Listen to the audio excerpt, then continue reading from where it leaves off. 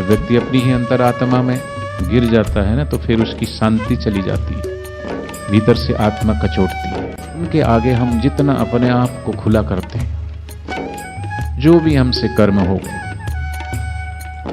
जाने में अनजाने में कैसा भी, लेकिन हम अगर सब गुरुदेव से कह देते हैं ना, तो कहते हैं वो सारे कर्म जो हमसे हो गए हैं और गुरुदेव को हमने बता दिया, तो वो सारे कर्म बंधन हमारे कट गए। कई सारे वकीलों ने खूब साधकों को लूटा मार, उनकी श्रद्धा, उनकी भक्ति, उनकी भावनाओं का दुरुपयोग। स्कूटी पे चलने वाले वकीलों ने कार खरीद ली, जब से वहाँ गुरुजी गए उनका सबका व्यापार भी बढ़ गया। ऐसे एक वकील मिल गया, बोले हम आपको मिला देंगे कल, ठीक है गुरुजी आएंगे तब आ जाना, एक मिठाई का डिब्बा ले आना, इतने बजे आ जाना, पर इस वेशभूषा में मत आना, पैंट शर्ट पहन के आना। और ऐसी गाड़ी बापू जी की आई और गेट खुला है सब, वो धमधाड़ धड़ाधड़ पुलिस वाले सारे मेरे को घेर लिए, और कैमरा वाले यूं, ये गाड़ी के पास एकदम कैसे आ गया।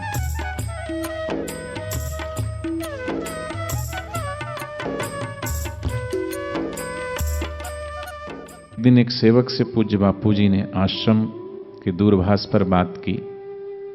उससे कहा कि तेरी ऐसी वैसी शिकायत आ रही है। तो सेवक बोला जी ऐसा कुछ नहीं है। गुरुजी ने कहा सच बोलना। जी बिल्कुल सच बोल रहा हूं। तो गुरुजी ने उस समय कहा भाई ठीक है, जाओ अपनी सेवा करो। शाम को जब वो सेवक माला करने बैठा तो उसे ऐसा लगा जैसे पहले कभी माला ही की ही ना हो, जीवन में पहली बार माला कर रहा हो। प्रतिदिन आज्ञा चक्र पर बापूजी का ध्यान करता था, पर उस दिन ध्यान करने बैठा तो गुरुदेव का श्री विग्रह ही दिखे ही नहीं उसको। दूसरे दिन सुबह नियम की जो भी न्यूनतम माला, कम से कम हमको गुरुजी बोलते हैं कि 10 माला करना चाहिए, और श्रीमद जो गुरु गीता है उसके 30 श्लोक का पाठ जरूर करना चाहिए।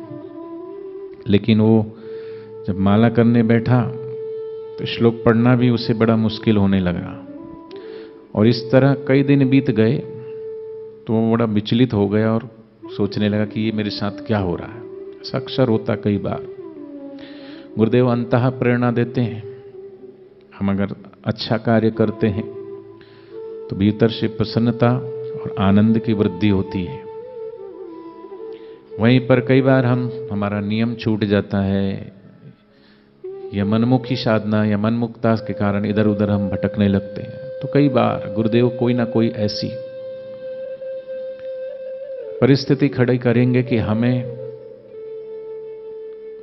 उस चीज का एहसास होने लगता है, पर कई बार पता ही नहीं चलता। तो उसने भी विचार किया तो उसे ध्यान आया कि उस दिन मैंने सत्य को अस्वीकार करके और गुरुदेव को नाराज कर दिया था।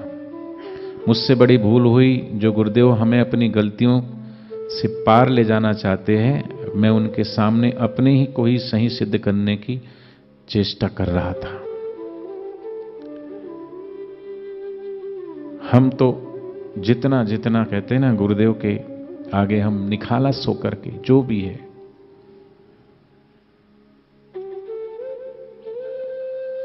महाभारत का एक प्रसंग आता है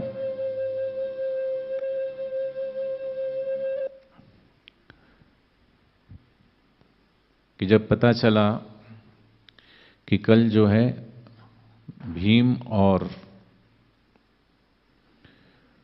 दुर्योधन का गदा युद्ध होने वाला है, तो भगवान जानते थे कि युधिष्ठिर दुर्योधन बड़ा बलवान है, भीम कैसे लड़ेगा, क्योंकि गांधारी ने कहा था दुर्योधन को कल मेरे सामने आना, मैं अपनी आंख की पट्टी खोलूंगी और तेरा सारा शरीर जो है वो वज्रकाय हो जाएगा, और शरीर वज्रकाय होगा तो तुझे कोई मार नहीं सकता। दुर्योधन जा रहा था, सामने से देखा भगवान श्री कृष्ण आ रहे हैं। उन्होंने कहा कहाँ जा रहे हो? बोले माँ से मिलने। बोले ऐसी अवस्था में, निर्वस्त्र, तुम छोटे से बच्चे तो हो नहीं, युवा हो, कम से कम अपने गुप्त अंग को ढक कर जाओ। तो दुर्योधन ने कमर के ऊपर जो भी उस समय पत्ते या कुछ लपेट के वो गया। गंधारी ने आंख खोली, उसकी दृष्टि में इतना तेज था कि सारा शरीर जो है वज्रकाय हो गया। पर वहां जिस अंग को उसने छुपाया था वो कच्चा रह गया। और पता है सबको कि जब युद्ध हुआ था, गदा युद्ध, तो भीम ने उसी जगह चोट कर करके और उसको मृत्यु के घाट तक पहुंचा दिया था। ठीक वैसा ही हम अपने जीवन में जो भी कर्म करते हैं, भगवान और भगवत प्राप्त सदगुरु, उनसे क्या छुपाना, माता पिता से क्या छुपाना, माता पिता से, लेकिन सदगुरु से तो बिल्कुल नहीं छुपाना। कई बार हम अपने व्यवहार में भी हम सोचते हैं कि गुरु जी को पता नहीं, मन की जाने सदगुरु कहाँ छुपा पे अंत, सब जानते हैं वो। फिर भी जैसे कई बार बालक से पूछते हैं ना माता पिता, तो वैसा बात करता है जैसे माता पिता को कुछ पता ही नहीं, फिर भी जानते सब हैं, फिर भी कुछ उसको बोलते नहीं। ऐसे इस भाई को भी कुछ बोला कि भाई तुम नियम छूटा होगा जो भी है, और उस समय तो उसने बोल दिया नहीं जी नहीं जी। लेकिन बाद में उसको थोड़ा उस भीतर से आत्मा उसकी कचोटने लगी कि मैंने गुरुजी से झूठ बोल दिया, गुरुजी से छुपाया। भीतर से पश्चाताप हो रहा था, क्योंकि हम अपनी ही अंतर आत्मा में गिर जाते हैं। जब व्यक्ति अपनी ही अंतर आत्मा में गिर जाता है ना, तो फिर उसकी शांति चली जाती है, भीतर से आत्मा कचोटती है, वो भी सदगुरुदेव से। और सदगुरुदेव से उनके आगे हम जितना अपने आप को खुला करते हैं, जो भी हमसे कर्म हो गए हो, जाने में अनजाने में कैसा भी, लेकिन हम अगर सब गुरुदेव से कह देते हैं ना, तो कहते हैं वो सारे कर्म जो हमसे हो गए हैं और गुरुदेव को हमने बता दिया, तो वो सारे कर्म बंधन हमारे कट गए। कर्म बंधन में नहीं बंधेंगे, उन कर्मों में गुरुजी ने काट दिया। लेकिन अगर छुपाया है तो फिर वो कर्म बंधन हमको आगे की यात्रा कराएंगे। तो उसने विचार किया, तो उसे ध्यान आया कि उस दिन मैंने सत्य को अस्वीकार करके गुरुदेव को मैंने नाराज कर दिया, मुझसे बड़ी भूल हुई। जो गुरुदेव हमारी गलतियों से हमें पार ले जाना चाहते, मैं उनके सामने अपने को सही सिद्ध करने की चेष्टा कर रहा था, और गुरुदेव की अप्रसन्नता के कारण ही मेरा जप ध्यान में जो है मन नहीं लग रहा है और नहीं हो रहा है। और वह भूल समझ में आई, वह भी करुणा निधान की कितनी बड़ी अहेतु की कृपा है, और वह अहोभाव से भर गया। तो फिर अहोभाव से जब अपनी गलती का एहसास होता है, तो गुरुदेव के आगे कई बार साधक उस गलती के लिए पश्चाताप करते करते अहोभाव से रो लेता है, क्षमा मांग लेता है। तो वही करुणा निधान गुरुदेव, उससे पहले उसके मन में ये अहंभाव आया था कि मैं साधना करता हूं। उस दिन उसको एहसास आया कि मैं साधना करता हूं, मेरी साधना अच्छी चल रही है, और यह कातर भाव से प्रार्थना करने लगा कि गुरुदेव केवल यही भूल नहीं, अपितु मुझसे जो भी भूल हुई हो, उन सभी भूलों के लिए मैं क्षमा चाहता हूं। और इतने में ही अंतर्यामी गुरुदेव पूज्य बापू जी का फिर से दूरभाष आया। जैसे ही उस सेवक ने प्रणाम बोला, तो बोले शंकर स्वरूप गुरुदेव तुरंत बोले शाबाश शाबाश। माने ये टेलीफोन तो सूक्ष्म जगत का यंत्र है, लेकिन साधक अपने गुरुदेव से तादात्म्य करे तो ये यंत्र तो डायल करना पड़ता है, उससे भी तेज गुरुदेव से तादात्म्य जोड़ने के लिए। कई बार गुरुदेव बोलते हैं ना कि गुरुदेव का चिंतन कंठकूप में करके शो तो उसकी वार्तालाप भी हो जाती, बातचीत भी हो जाती है। कितने कितने साधकों का अनुभव है, कोई समस्या है उसका समाधान भी गुरुदेव स्वप्न में आके दे देते हैं। तो कई बार आंख भी दिखा देते हैं। कई बार जब हम देखते हैं ना कि गुरुदेव के श्री विग्रह को, कहीं ना कहीं ऐसा लगता है गुरुदेव आज नाराज कैसे हमको देख रहे हैं। ऐसा होता कई बार कि आज गुस्से में देख रहे हैं। कई बार ऐसा लगता नहीं आज तो गुरुदेव मुस्कुरा रहे हैं, आज तो गुरुदेव मेरे पे बड़े प्रसन्न हैं। कई बार लगे आज तो गुरु जी मुझसे नाराज हैं।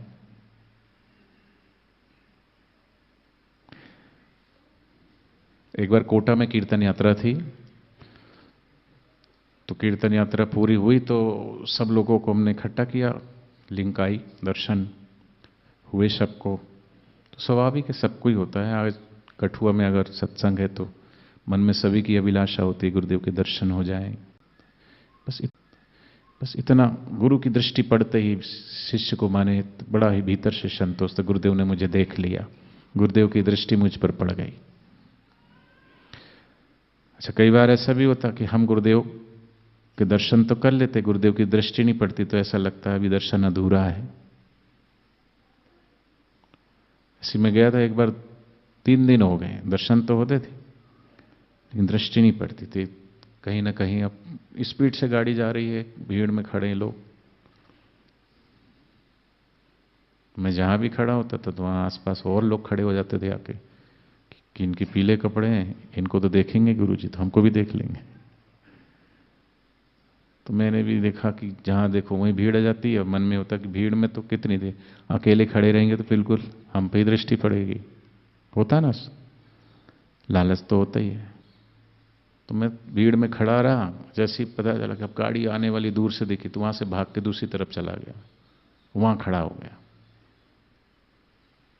दृष्टि भी हुई।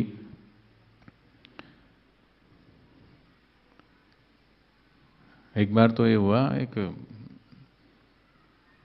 वकील बोला कि मैं तुमको बापूजी से मिला दूंगा।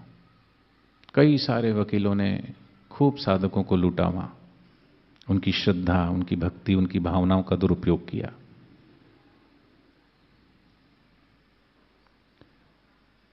स्कूटी पे चलने वाले वकीलों ने कार खरीद ली। जब से वहां गुरुजी गए उनका सबका व्यापार भी बढ़ गया वहां पे। ये तो सबका अनुभव था, जहां जिस शहर में बापूजी पधारते थे, क्या ऑटो वाला है, क्या फल की दुकान वाला, क्या सब्जी की दुकान वाला, राशन वाला, हर व्यापारी को लाभ हो जाता था। इतनी लाखों की संख्या में भीड़ आती थी। ऐसे जोधपुर में जब से गए कितने कितने लोगों को क्या क्या लाभ हो गया। तो वकीलों ने कईयों को लूटा दर्शन के नाम पर। वैसे एक वकील मिल गया, बोले हम आपको मिला देंगे कल, ठीक है गुरुजी आएंगे तब आ जाना, एक मिठाई का डिब्बा ले आना, इतने बजे आ जाना, पर इस वेशभूषा में मत आना, पैंट शर्ट पहन के आना।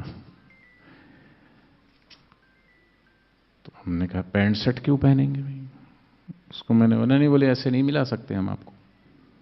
मैंने कहा मैं क्यों उतारूं, गुरुजी ने दिया है ये वाना, ये चोला, तो मैं क्यों।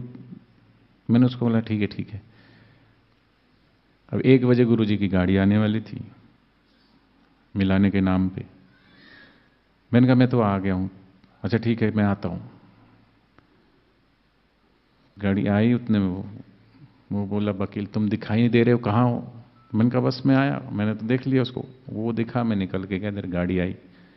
उसने जैसे ही मेरे को देखा बोले ये ऐसे क्यों आए हो। तो मैंने कहा कैसे आना था फिर, तो ये बोला था पैंट शर्ट पहन के आना। मैं क्यों पैंट शर्ट पहनूंगा। फिर चलो आए तो उसने मेरा हाथ पकड़ लिया और ऐसी गाड़ी बापूजी की आई और गेट खुला ऐसा, वो धमधड़ धड़धड़ पुलिस वाले सारे मेरे को घेर लिए और कैमरा वाले यूं, ये कि गाड़ी के पास एकदम कैसे आ गया बंदा। बापूजी ने इशारा किया निकल ले। गुरुदेव के दर्शन के नाम पे कितने कितने लोगों को कैसे कैसे, कई बार जाते हैं ना गुरुजी पूछते हैं कितना दिया है, क्यों लुटना।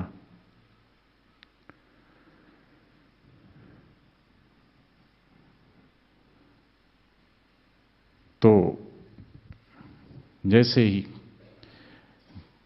बातचीत हुई उसकी, गुरुदेव ने कहा शाबाश है, शाबाश है। तो भीतर से अच्छे कार्य करते हैं ना, जैसे माता पिता भी शाबाशी देते, बहुत बढ़िया, प्रोत्साहित करते हैं। तो